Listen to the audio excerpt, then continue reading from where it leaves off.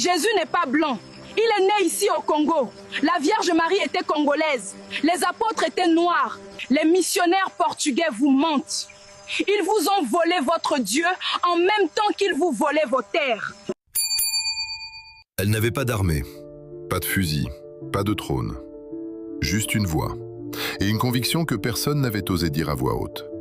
Jésus-Christ n'est pas blanc. Il est noir. Il est né ici, au Congo. Pour avoir dit ça, on l'a brûlée vive. Elle avait 22 ans, mais commençons par le début.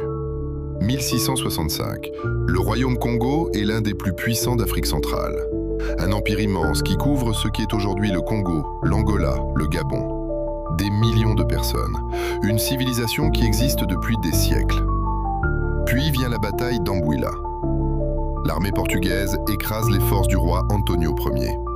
Le roi est tué, sa tête est coupée et emportée comme trophée. Et le royaume Congo ne se relève jamais vraiment. Les guerres civiles déchirent le pays pendant 40 ans. La capitale, Mbanza Congo, que les Portugais ont rebaptisée Sao Salvador, est abandonnée.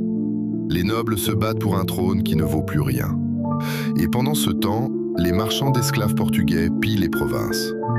C'est dans ce chaos que naît une fille.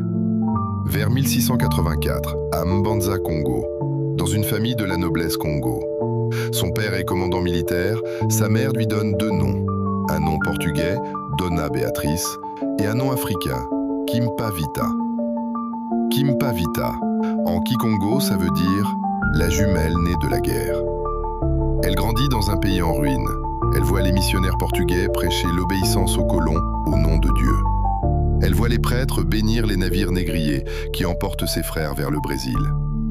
Et quelque chose en elle refuse. Dès l'enfance, elle est formée comme Nganga Marinda, un rôle de médium spirituel entre les hommes et le monde des esprits. Elle apprend les 2 mondes, la tradition africaine et le catholicisme imposé par les Portugais. Elle comprend les 2. Elle rejette ni l'un ni l'autre.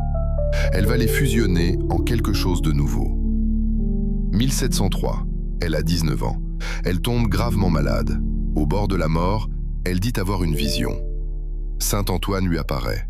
Mais pas le saint blanc des images portugaises. Il est noir, il est congolais.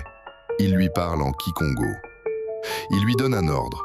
Retrouve le roi Pedro IV, ramène-le à Mbanza Congo, réunifie le Congo, où Dieu punira ce pays. Elle guérit et elle part. Sans armes, sans armée, sans argent. Juste la conviction que Dieu lui a parlé. Elle commence à prêcher dans les villages, et ce qu'elle dit est révolutionnaire. Jésus n'est pas blanc. Il est né ici au Congo. La Vierge Marie était congolaise. Les apôtres étaient noirs. Les missionnaires portugais vous mentent. Ils vous ont volé votre Dieu en même temps qu'ils vous volaient vos terres. Les prêtres portugais tremblent, parce que les gens l'écoutent. Des milliers de personnes, des nobles, des paysans, des soldats, même la femme du roi Pedro IV la suit.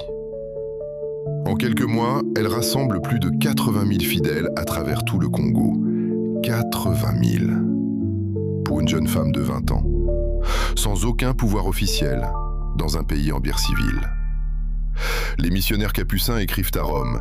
Ils disent qu'elle est possédée par le diable, qu'elle blasphème, qu'elle détruit l'Église. Ce qu'ils ne disent pas, c'est qu'elle les effraie vraiment.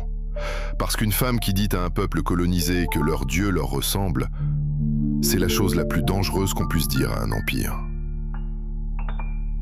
Écris partie 2 en commentaire si tu veux la suite.